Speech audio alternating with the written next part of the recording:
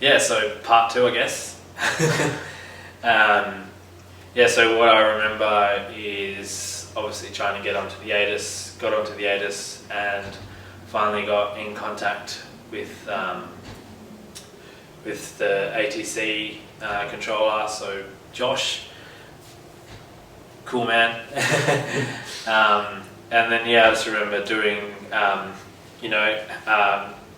trying to actually hear, because that was obviously the hard thing, is when Rob and I was doing our instructing, we turn the intercom up and then we have the actual radio down, so we don't have to hear the chitty chatter of everyone else, we can just hear ourselves nice and clearly.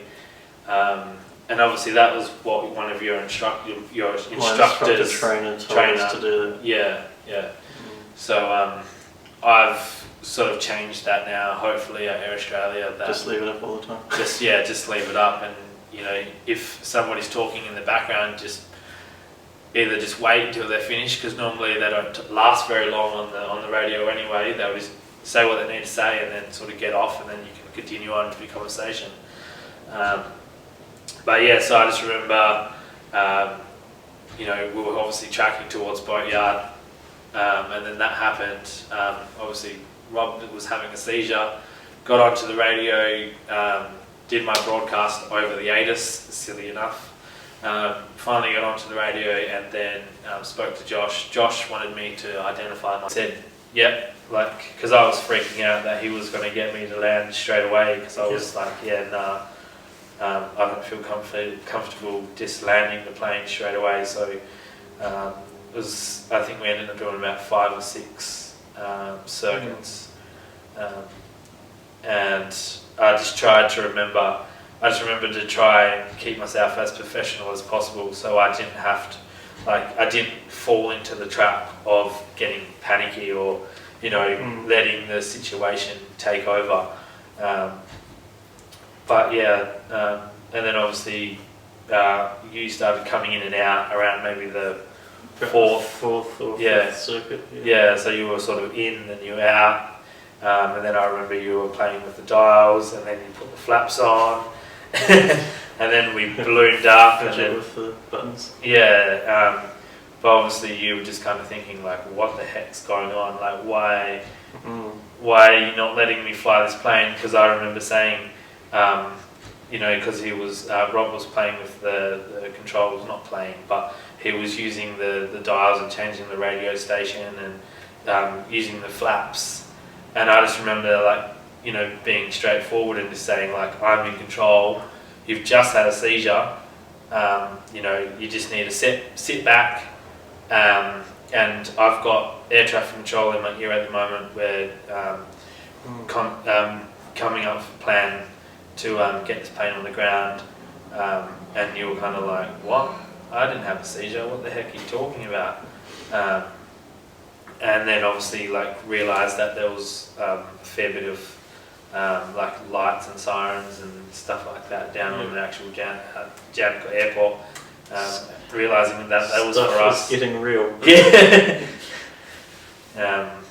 So yeah, it was. We ended up doing about 4 or 5, and then I think it was the second to last one. I think the controller and that were pretty keen on having you just land, because you've been up in the air for a while at that stage. Yeah. I think they were worried about you kind of becoming a bit fatigued and performance levels degrading a little bit. Yeah. And then so we're coming in on 3-0, and then I just remember having the chat with Rob. Oh yeah, I've got to mention as well is that my headset was also turned up as loud as I could, so it was just the radio that was down. So it wasn't anything wrong with my headset. I still use the same. You figured out the volume eventually, didn't you? Yeah. No, I didn't actually. Oh, really? No, I never. Because I remember asking, can somebody please tell me how to get the radio volume up? But because obviously it's that little one in the middle. Obviously I didn't want to touch anything, because I was like, I've got it on the radio frequency now, and I don't want to be in the predicament where I've accidentally like pressed the wrong button, and then I've lost the radio or something, and then I'm stuck, and then I've got no comms. I'd rather have, you know, comms that are really low, that I can't really hear the best, but I can still hear, than have no comms whatsoever, and then sit there and go, well, I have to do this solo, and we're probably gonna, you know, crash. I'm glad you didn't try and make the aircraft quieter by shutting down the engine. Yeah, that wouldn't have been the best idea. I did obviously reduce power because it was obviously so loud. Because the volume of that's how quiet it was the volume of the engine was louder than the actual volume of the actual headset.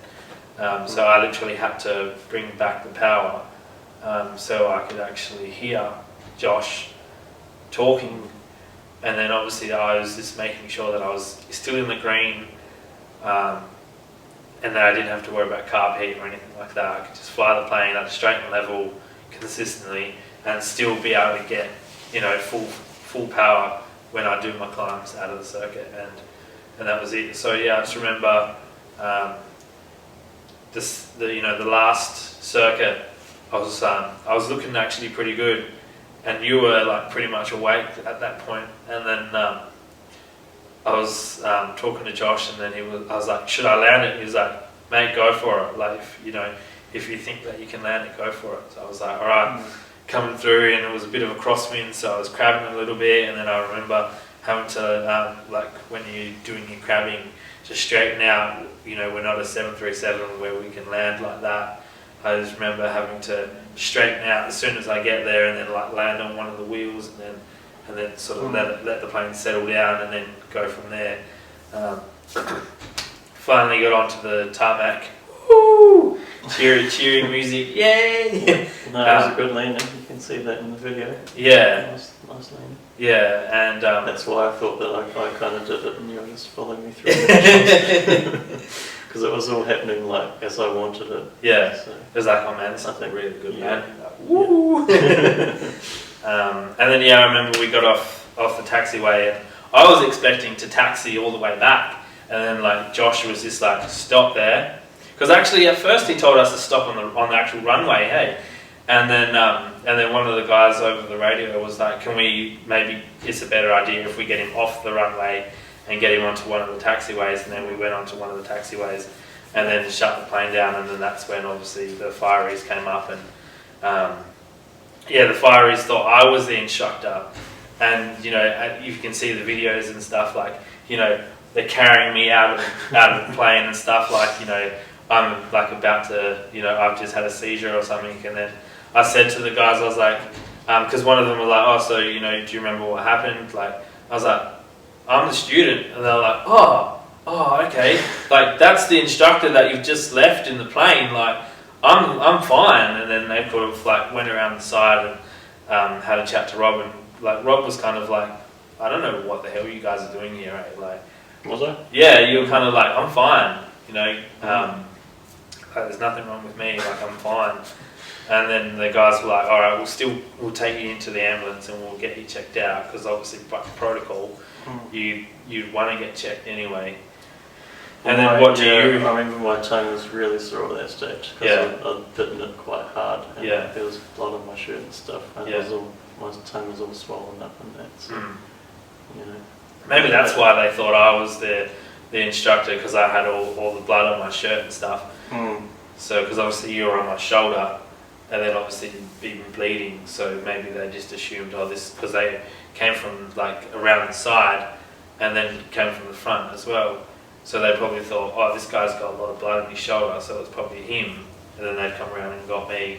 And obviously normally the captain is on the left hand side as well, so yeah, and those little planes usually the instructor's on the right.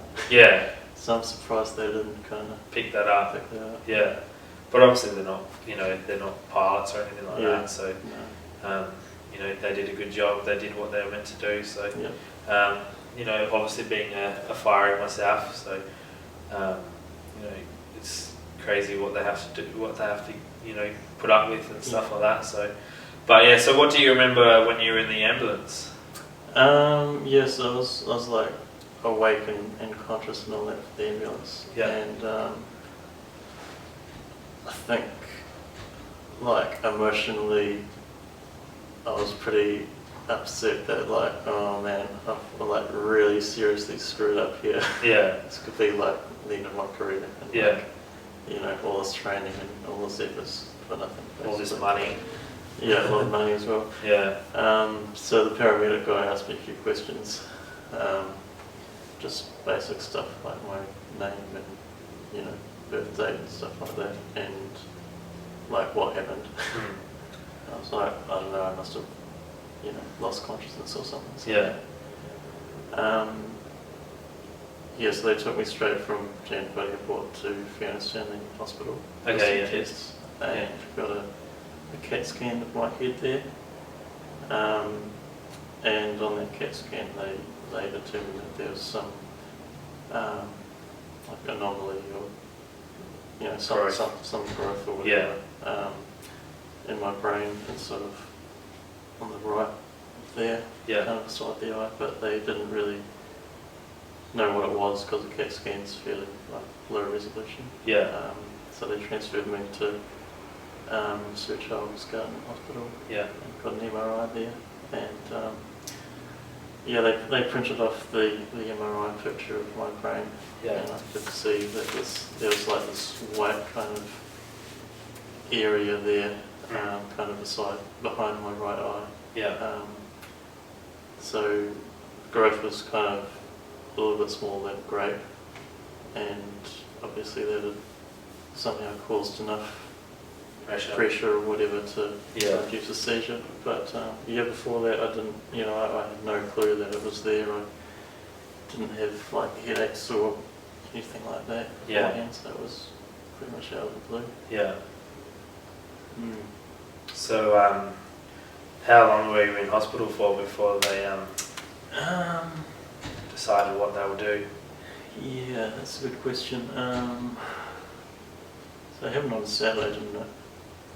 I think I had the surgery on the Tuesday, if I remember correctly. So it was only a few days, really.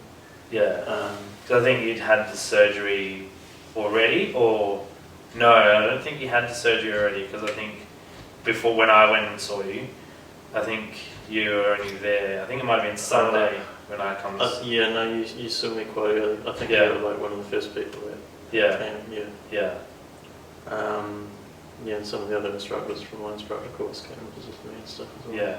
So that was good seeing them. And I bought you a whole heap of circumstances, fruit, chocolate and stuff. Snacks and stuff. Because I knew the hospital food probably wasn't going to be the best. No, that was good. Malcolm brought me some magazines to read. He's familiar with hospitals, unfortunately. This was another instructor who had a brain tumour. Not a good run. Must be working for Chuck. That just gives people brain tumours. Where did that end? Edit that bit